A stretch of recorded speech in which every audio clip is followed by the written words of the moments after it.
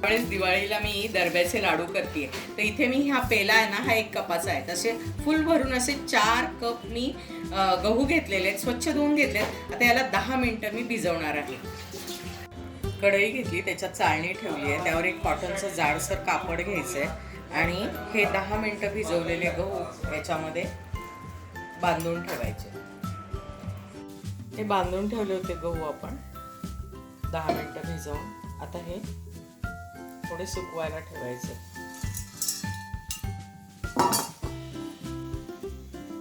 आता हे बांधून ठेवले होते ओलेच आपण, त्यामुळे थोडेसे दमट आहेत. याला जरा सुकवून द्यायचे आणि मग याला दळून घ्यायचे चांगलं. हे हाताला ओले लागत असले ना तरी येतात बघा, आवाज एकदम खडखडीत येते, वाळल्यासारखे आहेत. पण तरी आपण तासभर सुकवूया आणि मग दळूया. गहू चांगले 1-1.5 तास सुकू दिले पंख्याखाली. ते सुकल्यानंतर दळून घ्यायचे, मिक्सरला फिरवायचे, नाही तर घरघंटीला लावायचे. बाहेरून ते ओलसट दळून देतात की नाही माहीत नाही मला. आणि आता हे चाळून घेतले पिठाच्या चाळणीने मैद्याच्या, आणि आता हे तुपामध्ये भाजून घ्यायचे आपल्याला. सगळं पीठ घेतलं नाही आहे मी, यातलं फक्त मोजून 3 कप पीठ घेतलेलं आहे. 3 कप साखर घेतली आहे, ती मिक्सरमधून फिरवून घेतली आहे. आणि तूप मात्र मी इथे 2 कप वापरणार आहे याला. आता मी हे सगळं पीठ भाजून घेते आणि मग तुम्हाला दाखवते. 5 मिनिटं मी आधी कोरडंच पीठ भाजून घेतलं आणि नंतर तूप घातलं. आणि आता हे तुपामध्ये चांगलं 10 मिनिटं आपल्याला परतून घ्यायचं. म्हणजे एकूण 15 मिनिटं लागतात चांगलं भाजायला. आणि अगदी बारीक गॅसवर भाजतीये मी. 15-16 मिनिटं चांगलं खमंग भाजले. आता त्याचा दरवळ सुटलाय सगळीकडे आणि तूप पण सुटलंय. आता हे काढून घेते आणि दुसरी बॅचने भाजते.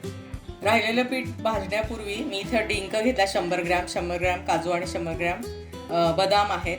तर डिंक तळून घेते, हे पण तळून घेते आणि मग पीठ राहिलेलं भाजते.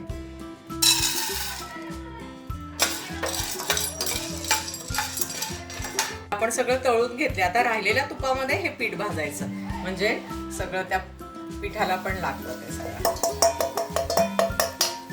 याचा रंग बदललाय बघा, किती छान झालाय, अगदी तांबूस रंग आलाय. आता हे इतकं गरम असतं ना की त्याच्यामध्ये याला सेपरेट भाजायची गरज नाहीये. हे जवळजवळ 2 चमचे आपल्याला खसखस घालायची याच्यामध्ये आणि ते गरम याच्यामध्येच ते आपोआप भाजली जाते ती खसखस. पिठामध्ये आपण काजू, बदाम, डिंक सगळं मिक्सरमधून पावडर करून घेतली, ती घातली आहे.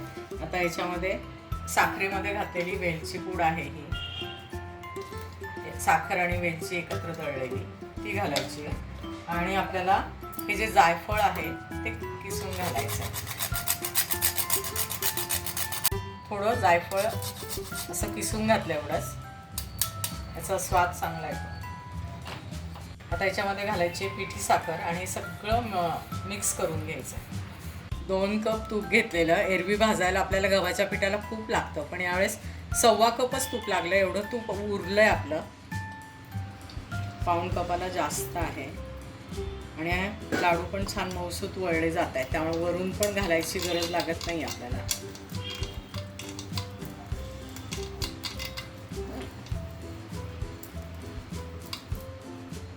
छान झाले तुप्पट अगदी. 3 कप कणिक, 3 कप पिठी साखर आणि 300 ग्रॅम ड्रायफ्रुट्स होते, म्हणजे काजू, बदाम आणि डिंक. त्याच्यामध्ये हे 36 लाडू झालेत. त्या प्रमाणात तुम्हाला किती करायचे तसं तुम्ही करू शकता. मी हे 3 कपाचंच केलेलं आहे. खूप छान लाडू आहेत, अगदी हेल्दी आहे, कणकेचे आहेत. नक्की ट्राय करा.